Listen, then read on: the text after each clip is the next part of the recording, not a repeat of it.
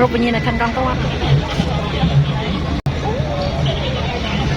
គ្រប់ភ្លេងជាតិគ្រប់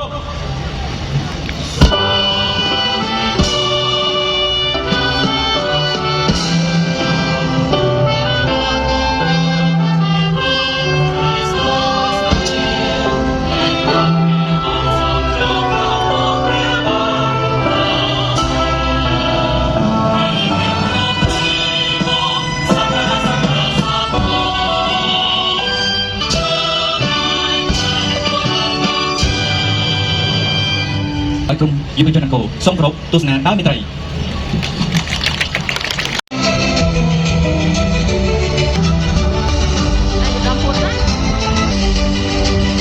សូមស្វាគមន៍ដំណើរអញ្ជើញមកដល់ឯកឧត្តមពុទ្ធៈដល់មុខអស់ដំណើរសូមគោរព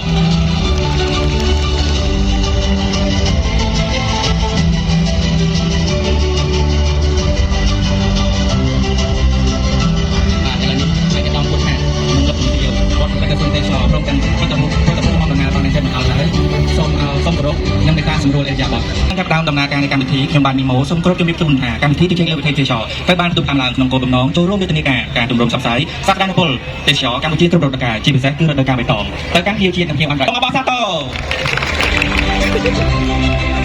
ក្នុងរូបម៉ែសុខសាន្តក្រុមហ៊ុនវឌ្ឍនៈបានដាក់ដំណើរការផលិតផលចំនួន23ក្រោមម៉ាស៊ីហោ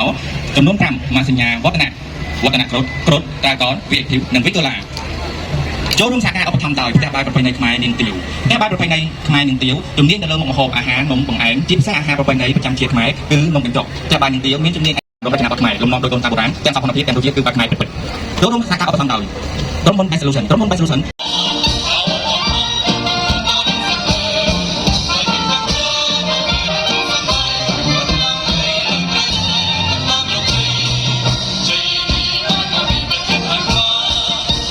ជាថ្នាក់ដឹកនាំក្រសួងទេសចរទាំងអស់ជាទីគោរពរាប់អានអ្នកអង្គការសម្អាងវឌ្ឍនៈអាគារលោកស្រីតំណាងឲ្យក្រុមហ៊ុន OV Clip Media ដៃគូសហការឧបត្ថម្ភអ្នកផលិតវេទិកាព័ត៌មាន Influencer KOL ទីកាងូលបាទ